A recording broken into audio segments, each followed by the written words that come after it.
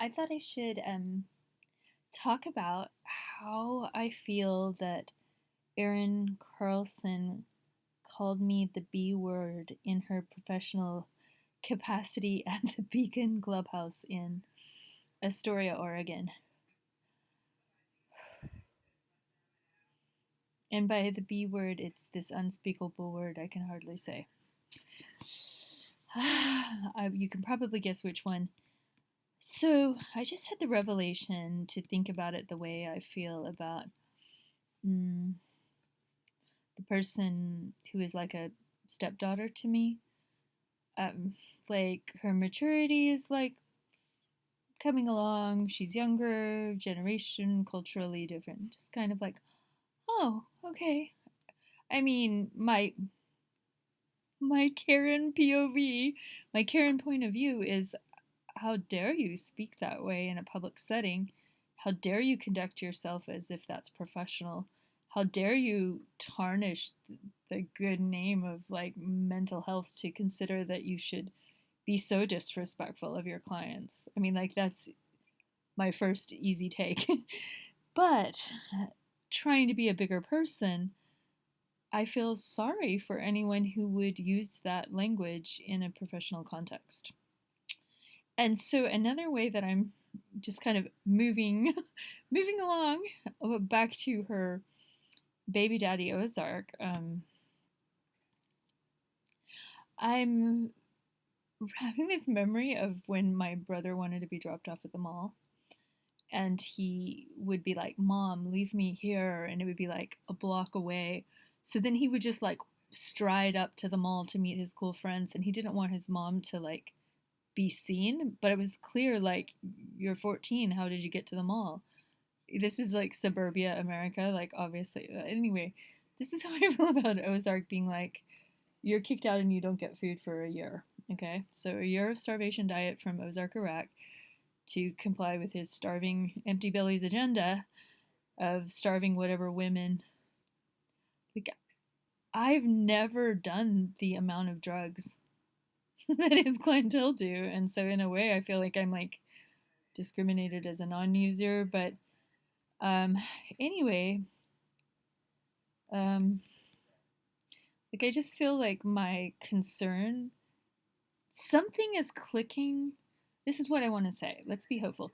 Something, okay. So because I was like writing an advocacy letter a year ago saying this is just an atrocious way to like have any kind of recovery if you're recovering from substance abuse, with like all these people smoking joints and dealing dope and vaping, smoking cigarettes and whatever, drinking, guzzling beers and sneaking it and making their deals, this lifeboat atmosphere. I was like, well, this is not really a safe place for people in recovery. So the fact that he just started this, like, it's like smart recovery, it's like some AA alternate that's like a different system than AA, like a once a week thing. I'm like, oh, like, I really feel like I have something to do with helping. Because it's like, yeah, everybody's like, oh, low barrier is so cool and trendy, but then you see that it's not. It's just Bethlehem and crazy. So it's like this ideal that the lifeboat can be like the trap house, which it is basically, like a nuisance trap house, but get government money to subsidize it is like, oh, it's so mind boggling. But the fact that they're trying to make some at least face, I mean, on its face, if you're concerned about appearances, you should not actually want to have like a trail of dead bodies of like all the women you kicked out and starved or drove out of town. So that realization could come along, it could come to pass. And I think the thing that boggles my mind is that, okay, so Garth is like, you're going to be stabbed, right? So far, I'm not stabbed, obviously. But talking to that investigator did kind of crack open the can of worms about what is wrong with this town, or what is wrong with America's flawed homeless response, or Astoria in particular's flawed homeless response. And like, if I rewind time, what if I hadn't said anything? What if I had just let things go as they were? There would be no growth in the categories that I had the capability to sort of like uncork the bottle, like, let's talk. And even though I was met with complete hostility, complete, like, undemocratic, punitive, you're going to starve forever, I feel, say, Erin Carlsen calling me the B word, driving up in her Lexus to scoop up her 50K salary and he can have his 50K salary so you can afford a baby. That's like, it's a little job. You made yourself a little job. But the way that they call it like the homeless industrial complex is profiting for themselves, number one, you can feel that in every step of the game. And if you're just like the hamburger being fried on the griller, you don't feel the love. And the whole thing where like Erin was all like kissing up to me at first, I remember my first impression of her was sort of like sketched out too. And I hate to say that, but it was just kind of, I assumed she was like one of those smokes so much pot she has like no face expression. Like she has no emotion, no feeling, everything's just grayed out.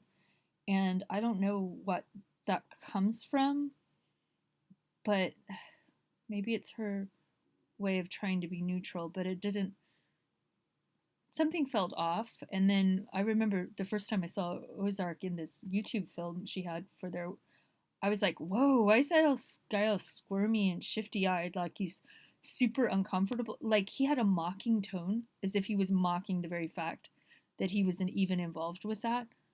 And kind of like he was making fun of it to begin with. Like, but I don't know, he just sort of has that mocking tone about everyone and everything. But I think holding somebody to higher standards is actually like a form of respect. So in a way, I'm like, you feel the respect? Do you? Because I mean, you're not respecting me, but you're not mature enough to respect me yet. But if you show somebody respect by having a higher ask, like I ask them not to discriminate against the disabled, not to discriminate against the women, to talk about their architecture, to recognize the laws that exist. And I had no idea what I was up against. I had no idea how backwards things are out in the coast in rural Oregon. Everything's so super, super, super, super backwards. And I don't mean that like as an insult or a pejorative. It's just like it doesn't get done. Like they don't like okay, so like two city folk, veteran city folk that I ran this past, I was like explaining how in 2023 we can't have ADA at a homeless soup kitchen, and they're like, but I thought we dealt with this like 20 years ago. This is like American law, but not really. Like this is like falling into the ocean, the side of America that is like not really in Oregon, not really in America. It's just off doing its own country bumpkin thing. Oh my god. So yeah, I would say Erin Carlson, don't call people the B word. Even people you really sincerely think are that, find some, buy a thesaurus, look up some words, and learn how to state your feelings in a more objective way, and do not overburden your clients, your customers of your nonprofit with that type of trash talk and with that type of attitude and that type of negativity. So, yeah, that's my advice. And be a little more class conscious. Like, don't assume that everybody's that rich. And like the whole thing where you think your boyfriend can like trample over other people's meals, you don't know how drastically that affects their pocketbook. And when I try to bring forward concerns about people's checks, like their social security pensions are being embezzled by your panhandlers and your drug dealers on site, like it's an instant handover of cash. Like my friend literally gave his stimulus check to them so they could feed the poor. I'm like, what? You're homeless? You don't even have a home? These people have a home and you think you have to give them? It was so, I mean, the idealism they tried to induce to like get you sucked in. Like I was, okay, say this is a cult deprogramming. I was sucked into the Erin and Ozark cult. Here's how. I cleaned their stairs meticulously on my hands and knees. They were filthy. I was like, you can't have food around this filthy of a staircase. This is like weird because clouds of dust are going to like, bleh. And so I cleaned bathrooms, I stocked bathrooms, I went and bought lotion, I brought tampons for the restrooms because I noticed the lack thereof. I was told Ozark holds the menstrual pad, so if you want to go talk to Ozark to unlock a menstrual pad, you can go have a creepy little conversation with him. And he did his like, I know about menstruation face. It was so creepy. I was like, you guys are so weird. And they want you to do this all in their unisex, non locking door restroom, which is class segregated between the mental patients and the homeless. So the homeless unisex or the mental illness unisex restroom. Where's Quentin, by the way? That violent guy, or Carrie Maki's son. I haven't seen him. He hasn't been around to smash people up lately. Anyway, so that's so cool. They're doing smart recovery. And, see, nobody told me Erin was younger than me. That makes all the difference. She's my little sister, and I shouldn't be mean to her, but she shouldn't be mean to me either. Like, and if anything, okay, like straight up, I thought she was having a bi vibe from me from the first second I walked in there. I was all like, and that's where I started getting the hateful glances from Ozark because I was like, well, clearly she's not into you. She doesn't even act like she knows who you are, dude.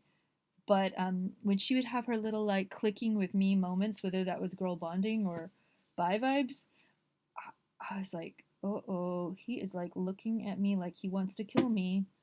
And I'm like, sorry, dude, I talked to your girlfriend. And then also, like, when she got all razzle dazzled about how smart I am, because, like, okay, you can be razzle dazzled for a minute on that. That's when I think he really started hating on me, too.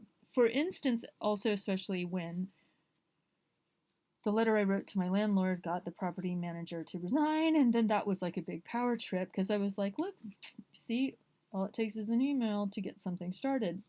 And Ozark ran over and was like, look what Mary did. She showed this letter to this like resignation letter to Ozark, and he looked all like. And then he vented to me about how mean she was to him too, because she was mean to everybody.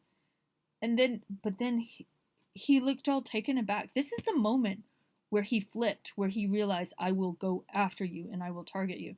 I could see it on his face, and I'd seen him do it to everybody else. The first time he got all like snarly, that I like saw him getting, well, I saw him getting snarly like the very first day I was there, but he's going all snarly at Adam, and like my realization was like, well, you seem like you want to beat him up, so if kicking him out is the much like better option than beating him up, I guess we don't want bloodshed in your little basement pit, windowless storage room. Oh, so anyway, that's all. That's all. That was kind of boring, but just don't call people the B word. That's not professional. Clubhouse International said they're no longer affiliated or like even going to allow Beacon, or I don't know what the deal is, because I think Beacon Clubhouse was never certified with Clubhouse International. They had 4 years to come into compliance, and they were skipping out on a bunch of safety stuff, putting people in danger, and like a lot of weird boundaries violations with all this like dangerous street traffic and drug dealing and meth and homeless and violence and brawling and stuff like that. So I am pleased on behalf of Clubhouse International, although I think they're sort of a sketchy arm of the psychiatric industry. I'm glad that they have some standards, unlike anyone else. But in the meantime, the pains. Oh, so here's the latest. Don't feed her. So I'm walking down the street with Jose, and Jose, if you don't know, is this very handsome, tall, gentlemanly black guy with a Latin last name, but fair skinned black from Kentucky, okay? He is like darling. He's like proper, like I grew up with, like a gentleman. And I'm like, we better walk like this weird block around to get away from like the snake pit Skid Row thing they've got going on there. And so we don't get any dirty looks or you don't get any adverse treatment because they hate my guts and everything. So then we round up by the video game place, Gizmos. He decided to go get pizza. I'm like, whatever, I'm gonna go do my own thing. And then they're all like, don't feed her. Like, she's gonna be standing on the corner waiting for some like secondhand pizza leftovers to be smuggled to me. And like, for one thing, remember, I'm vegan and you don't have vegan pizza. But anyway, like, and I'm imagining this as Monkey and Monica and probably people that I don't even know, like the new employees of. So in terms of cult deprogramming too, I literally kind of felt sorry for Erin Nozark, and I was like, oh wow, your parents bought you a nonprofit, and you're trying to like, sort of like having a party. I wanted to like show up and like try to support it, whatever they had going on there. But then like the paranoia and the atmosphere was like really intense. So I felt that it was very intrusive for Jose to be harassed by the staff there, one of whom might be his ex.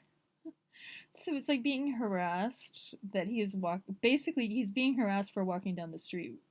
And that's how crazy Lifeboat is. They like literally want to monitor your daily affairs outside the facility and extend the tentacles reach of the nonprofit into your private life, which is very cult like.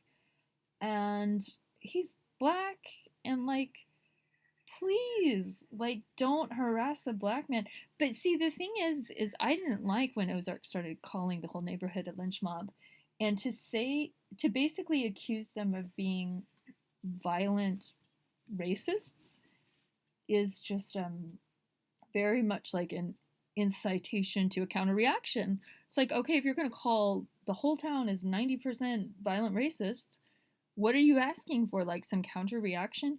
But I think his playing fast and loose with his vocab, I don't think it was strategic. I think it was just like slippery, slipped out of his mouth. And then he's too stubborn to ever admit he can do anything ever wrong. I'm sure even, oh God, don't let me go there. But,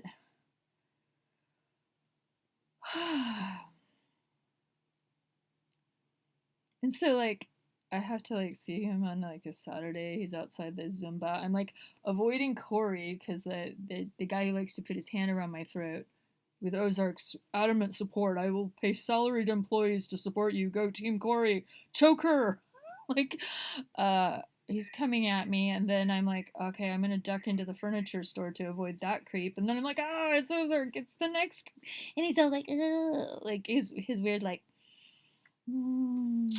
whatever his weird smile is, because it's kind of like, oh no. And then I'm like, you like me more now that I stood you up to you? There's that kind of guy. I know that kind of guy. It's the like really pathologically weird ones that go for the top boss woman who dares have the guts to stand up for them types of dudes. You know who you are, dudes. So, yeah, and I love the investigator, and he sounded so overwhelmed. I'm still worried. I just like want to send him an apology letter. Like, I'm sorry for talking your ear off for 90 minutes. Anyway, I'm in a better mood now that I'm talking to this not live QuickTime video. I'm reading the most horrendous book on white supremacy. It's like, oh, it's like written from a former member. That's a funny way to wear that. A funny member of like, ugh, it's like a former member of like, he was like jumping around from all these different creepy organizations in the early 80s in Portland and thereabouts. And it's, oh, puke. And like, what's up with that, Erin? You're calling me the B word, but I'm like, why is there anti-Semitic racist stuff happening or being talked about at your facility, okay? Why are you talking, why do you have like the neo-Nazi element at your facility? Nobody ever got down with me. Nobody in the board, not the board president, Kirk Wintermute, not Ozark, not Erin. Nobody could discuss with me. Not their lawyers. Their lawyers are like dunderheads or something. And I think it was a serious issue, just like the gender-based violence, just like the drug dealing, just like everything else that they wanted to push under the rug. And the fact that they're just like, oh, sort of footnote, asterisk, don't care, like that. I've often told people that it's like keeping up with the Kardashians. If that were a TV show, that's what it's like walking into the Beacon Clubhouse. Because you're like, oh, like I'm surrounded by a narcissistic melodrama of like, let's take pictures of Facebook. Look at all these poors we're helping. And it's so awesome to be helping the poors, but I'm no longer one of the poors they're helping because my poverty doesn't mean anything to them anymore. I even told them about that girl Crystal who threatened to smash my teeth that I talked about in YouTube. What was that? The lesbian domestic violence type?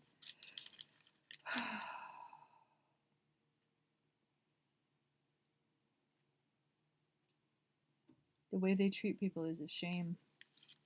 Could seriously hurt people. There's even talk of somebody committing suicide after Erin and Ozark had their way with him. Somebody dying of hypothermia. Like somebody moving away and threatening suicide. I don't know. It's like they have a lot of vulnerable people in their care. And the way they just basically pushed it all down when I came forward like a class rep saying, hey, there's a lot of people that have a problem. They're like, no, you don't. No food for you if you complain. That's the message of this incarnation of Lifeboat Filling Empty Bellies in Astoria, Oregon, is you're not allowed to complain. You have to bow down. And I feel like I'm at a breaking point with the cultivation of awareness that might be happening where certain people that have been aware, it's like nobody's being fooled. They're all just being morally compromised because of their poverty.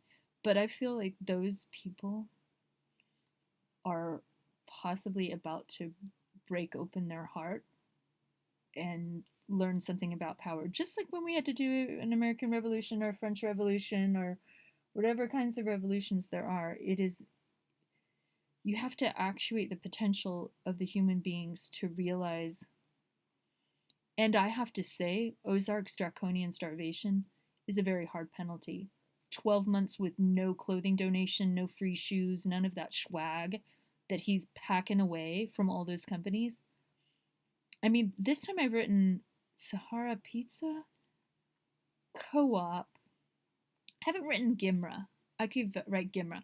I did talk to Helly Hansen when he got all like snarly, accusing me of like trying to get it.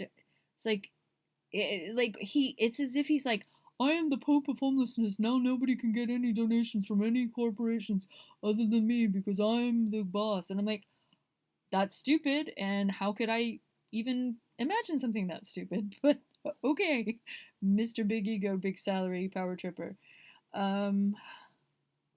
Yeah. And I won out of their marriage.